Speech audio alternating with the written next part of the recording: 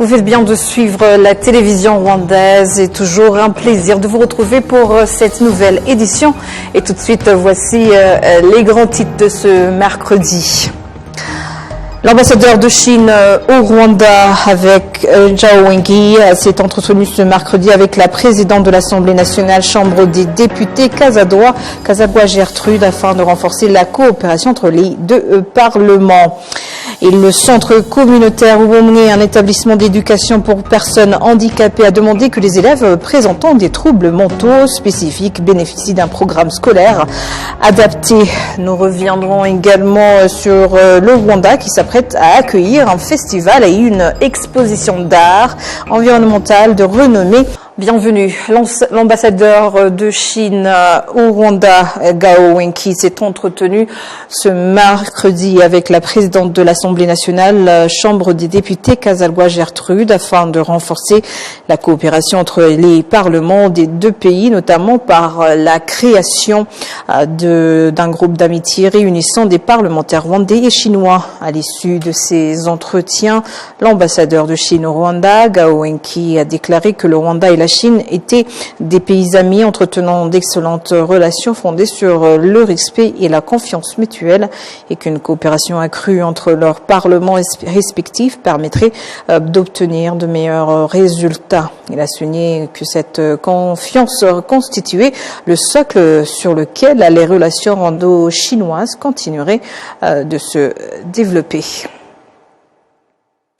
Le centre communautaire Ubumwe, un établissement d'éducation pour personnes handicapées, a demandé que les élèves présentant des troubles mentaux spécifiques bénéficient d'un programme scolaire adapté et d'évaluation spécifique afin de faciliter la poursuite de leurs études dans les écoles. Réhabiliter sa demande a été formulée lors de la visite de la vice-présidente du Sénat, Solina Nyirahabimana, en district de Rubavu. Le récit de Patrick Nyilidandi. En district de Rubavu, où elle s'est rendue pour constater le respect des principes d'unité et des permanences dans la lutte contre le génocide et l'accès continu à l'éducation, la vice-présidente du Sénat, Solina Nyirahabimana, a visité plusieurs centres dont le centre communautaire Ubumwe et le centre de l'organisation communautaire Shalom, et s'est entretenue avec les habitants membres de groupes bâtisseurs de paix et développement communautaire. Ces centres contribuent à promouvoir l'unité, la réconciliation et la paix.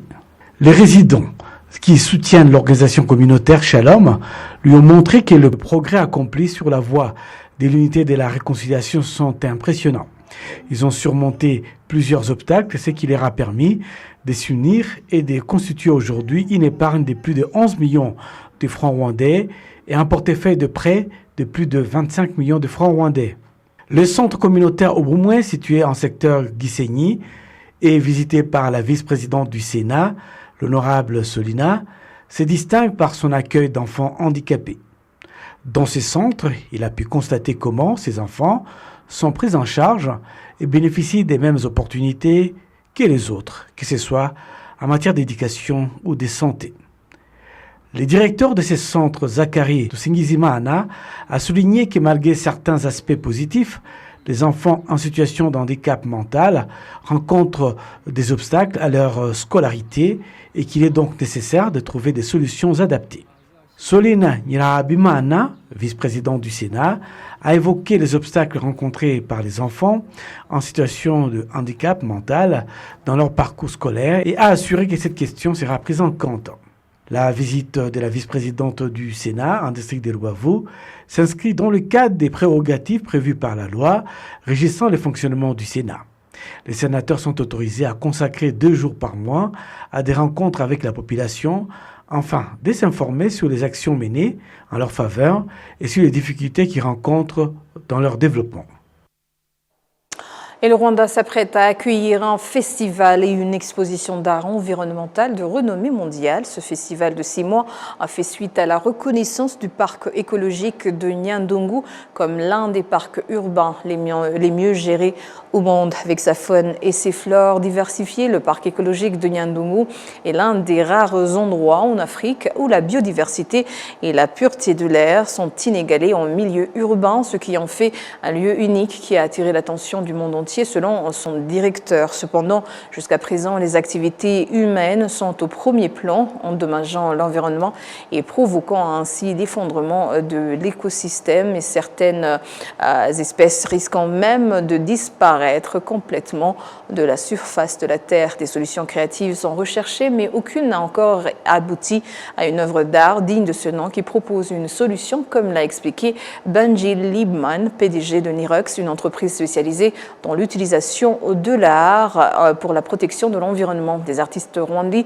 se disent prêts à contribuer à la protection de l'environnement par leur art et considèrent le festival organisé au Rwanda comme une opportunité d'enrichir leurs pratiques artistiques et d'apprendre auprès d'artistes de renom internationaux. D'août 2020 à mars 2027, l'écoparc de Nyandungu accueillera une exposition d'art environnemental de 6 mois. Des messages seront véhiculés par les œuvres d'artistes du monde entier. Il s'agit de la deuxième exposition de ce type organisée au Rwanda sur le continent africain, après celles qui se sont tenues en Afrique du Sud. Et le gouvernement rwandais a créé une agence nationale d'intelligence artificielle, première institution du pays dédiée à l'IA. Elle devrait contribuer de manière significative au développement de l'IA au Rwanda et sur l'ensemble du continent africain. Les détails avec Patrick Nyelidandi. En Orkston, Kigali, un incubateur d'entreprises technologiques, on trouve une grande variété de projets innovants dont beaucoup s'appuient sur l'intelligence artificielle. Karl Mabuka fait partie de ceux qui commencent à bénéficier des avantages de l'intelligence artificielle qui continue de progresser à grands pas au Rwanda. L'intelligence artificielle est si avancée qu'il suffit de lui demander précisément ce dont on a besoin pour qu'elle trouve et nous fournisse la réponse. Pour rédiger des documents professionnels ou envoyer des courriels, je peux lui demander de corriger mes textes ou de me fournir un document conforme à mes attentes. Ici, au travail, nous commercialisons des services vocaux grâce à cette intelligence artificielle qui est utilisée dans le cadre de la prestation des services. Bigirima Najan Domasen de HealthEdic, une entreprise du secteur de la santé qui utilise l'intelligence artificielle, affirme que cette technologie est déjà profondément intégrée au secteur de la santé, notamment pour accélérer la prestation des services. Dans le cas des efforts visant à accélérer la mise en œuvre de la deuxième stratégie nationale de transformation du Rwanda, NCT2 en langue anglaise, le Conseil des ministres a réuni le lundi 8 juin dernier a approuvé la création de l'Agence nationale d'intelligence artificielle. Nyonguru Odas, directeur d'Umuganda Digital, est un expert en application de l'intelligence artificielle. Il explique que ces gens devraient rassembler les acteurs de l'écosystème de l'intelligence artificielle et les institutions gouvernementales afin de renforcer le programme de développement du pays. Le centre sera chargé de superviser la mise en œuvre de l'intelligence artificielle au Rwanda et à l'international.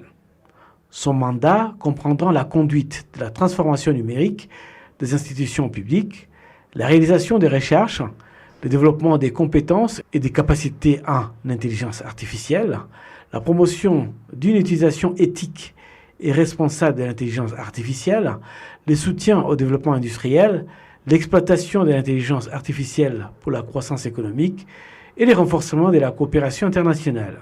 L'agence centralisera ses efforts en matière d'intelligence artificielle afin d'assurer une mise en œuvre efficace, une coordination optimale, l'attraction des talents, les investissements et les déploiements des technologies de pointe sur le continent.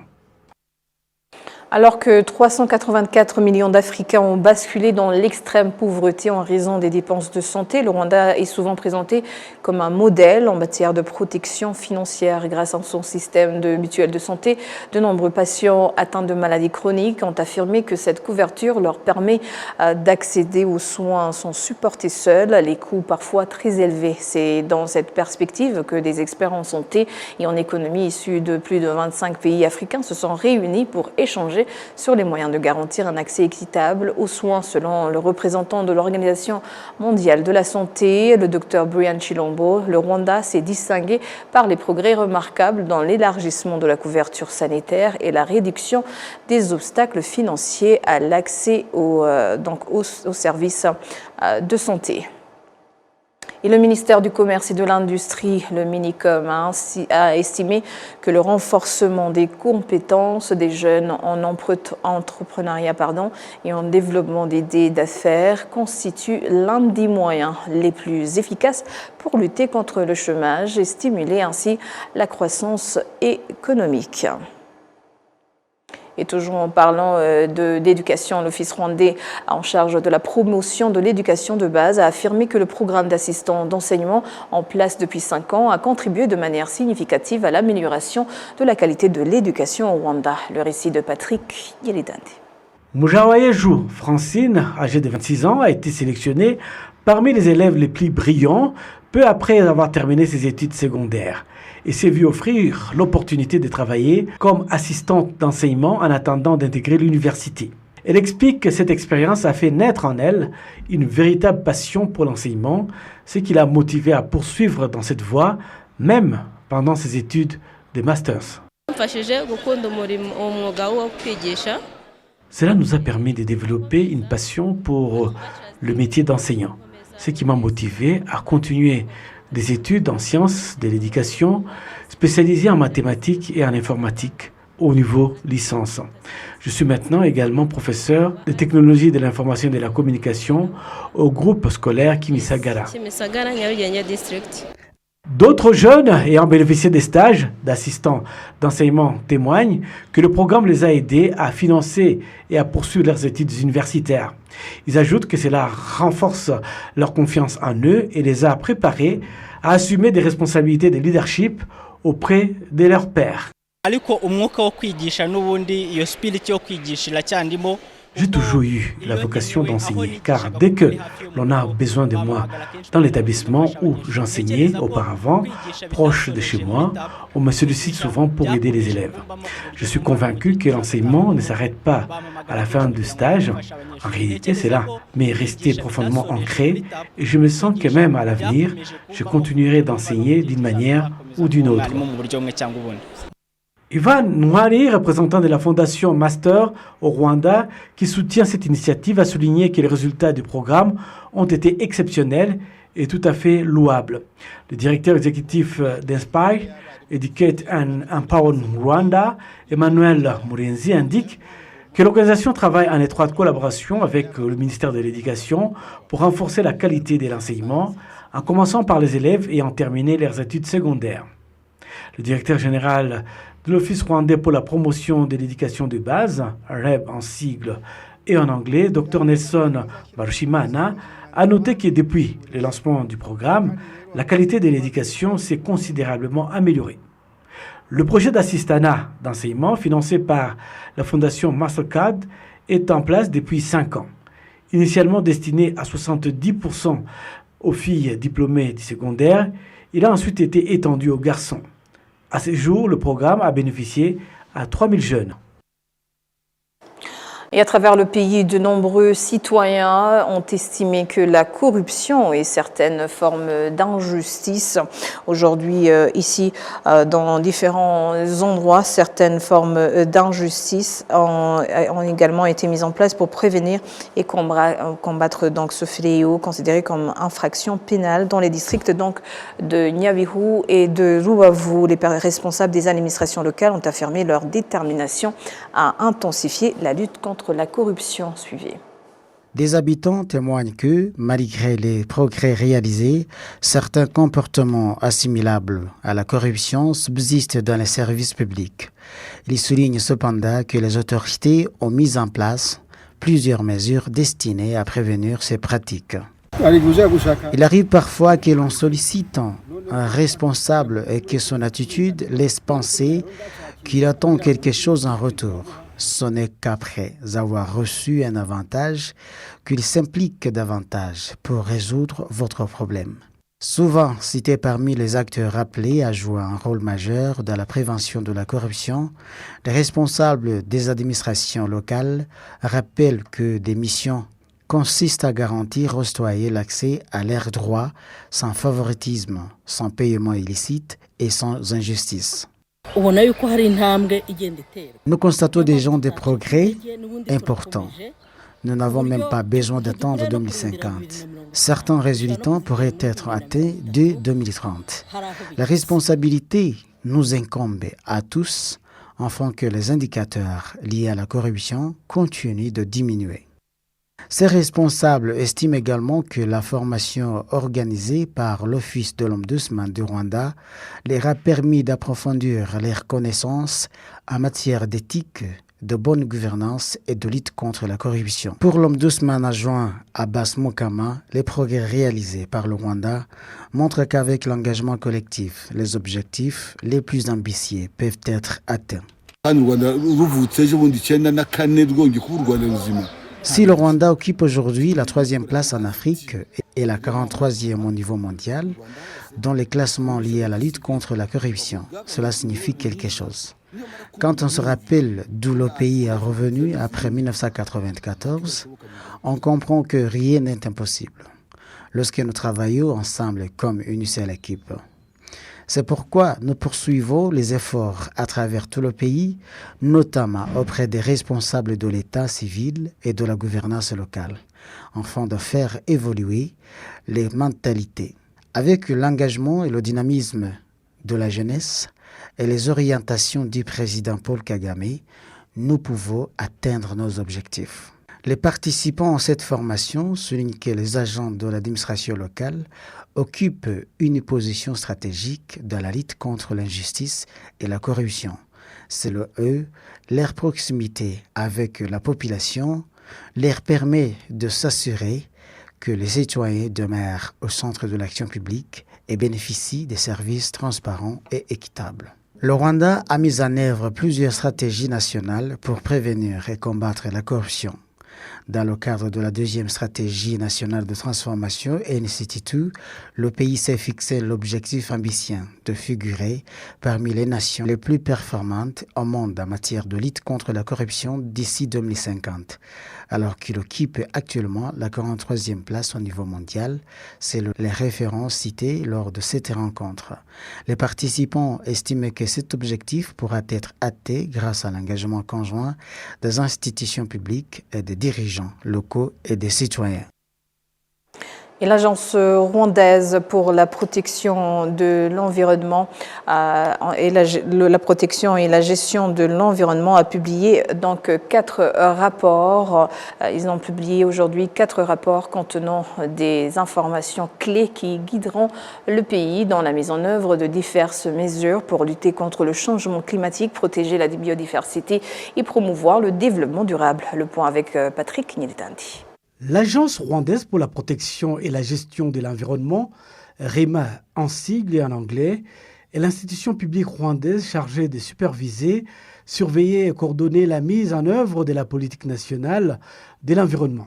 Son rôle principal est d'intégrer les questions environnementales et climatiques dans tous les plans de développement nationaux. Selon une évaluation menée par l'agence, les provinces de l'Est et du Sud sont les plus touchées par les effets des changements climatiques ces dernières années, et plus particulièrement les districts de Gatsibo, Kamonyi, Ngoma, Ngororero et Nyagatare.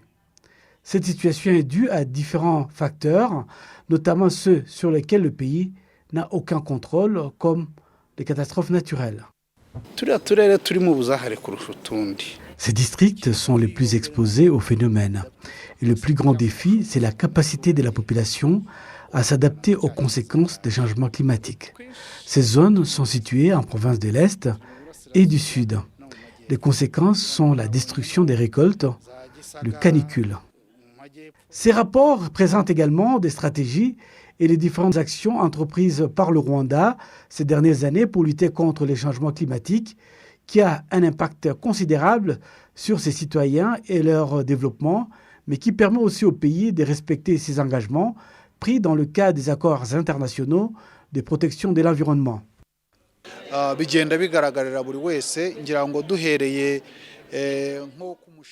Cela est visible par tous. Et l'un des projets réussis, c'est celui de Green Gicumbi, basé en district de Gicumbi. Ce projet, mis en place par REMA en collaboration avec le ministère de l'Environnement et d'autres partenaires, et cela a apporté une grande évolution pour la région. Les arbres ont repoussé. Certaines écoles qui utilisaient jusque-là le bois de cuisson sont passées à la cuisson au gaz. Toutes ces stratégies ont amélioré les conditions environnementales de la région et de sa population. Après la publication de ces rapports, des experts en environnement ont conseillé à chaque secteur d'utiliser les informations qu'ils contiennent afin de collaborer pour orienter les pays vers la voie choisie. Le Rwanda s'est fixé comme objectif de se développer, mais un développement durable qui respecte l'environnement. Permettre à la population de continuer à produire tout en maîtrisant les effets des changements climatiques pour éviter de voir son champ dévasté par les effets de ces changements. Ces rapports révèlent qu'entre 2014 et 2023, les catastrophes naturelles ont fait plus de 1500 morts et plus de 2300 blessés. Ils soulignent la nécessité de renforcer certains aspects pour faire face aux impacts du changement climatique, notamment les méthodes et les circuits de gestion des eaux pluviales, les techniques d'irrigation, la collecte des eaux de pluie et bien d'autres. Et c'est sur ces images que nous clôturons cette grande édition. Au nom de toute l'équipe qui a contribué à sa réalisation, je vous remercie. Bonne poursuite des programmes de la télévision rwandaise.